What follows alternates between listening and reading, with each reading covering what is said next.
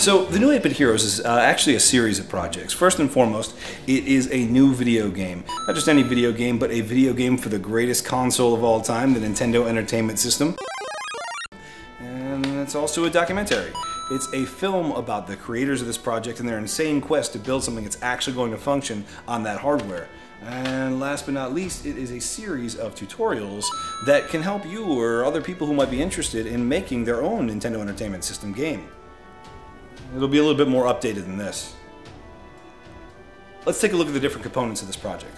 When I was 7 years old, I had these lofty aspirations to make a game for the Nintendo Entertainment System. And recently I accidentally stumbled upon these old drawings I'd done for that game, Mystic Searches. I thought to myself, wouldn't it be cool to see that ambition be fully realized? So I put together this really awesome team of creatives, you know, from a published fantasy novelist to help with narrative development, to an established cartoonist and illustrator to help with the concept art, a young pixel artist who really has an eye for the 8-bit aesthetic, to a graphic designer at IGN, to a film score composer. You know, we're all coming together to create this new fantasy adventure game for the Nintendo Entertainment System based on these 30-year-old design documents. We also decided to make a modern game that'll be housed on flash memory inside the gray cartridge. And what's really cool is the two games are going to be able to talk to each other. When you unlock an achievement on the NES game, all of a sudden that ability or that weapon or that item is open to you in the modern game. I'm not sure that anybody has really done anything like that before, and we are really excited to create that kind of experience for the player. As a filmmaker, I realized this was a great opportunity. You know, what happens when you take these modern creatives and, you know, limit them by the constraints of the Nintendo Entertainment System? Can they still make a compelling experience? Some people think looking at these older graphics that you know, maybe this doesn't look as good graphically as a modern game. And while it's true that a lot of this look was an outgrowth of the hardware constraints, there's absolutely an art to it, and getting to rediscover that art where every color and every pixel and every byte of data is precious.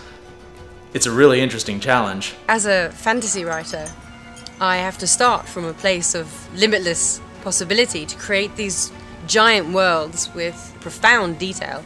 We're going to have to take that detail and whittle it down to a point where we can present the story without compromising on its integrity, yet conforming to these archaic limitations.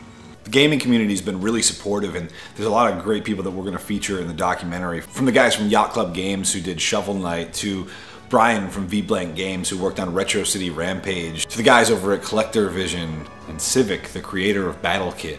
People from the NES dev community who are creating new homebrews for the system. Obviously, this is a project that we're all, you know, very passionate about, and I'm going to guess you are too. Otherwise, you wouldn't still be watching the video. You know, if you want to see a brand new 8-bit NES game come to life, or if you want to see a documentary about how that's done, or you know, if you want to make your own 8-bit Nintendo game and you want to step in the right direction as to how to do that, please help us. You know, pledge, check out the rewards. We got some great things for our backers, and spread us. You know, we need to get the word out there. So get on Facebook and Twitter and Pinterest and Instagram and Friendster and MySpace and AIM and whatever you cool kids are into these days, and get the word out as far and wide as we can. I really appreciate your support, and we can't do this without you.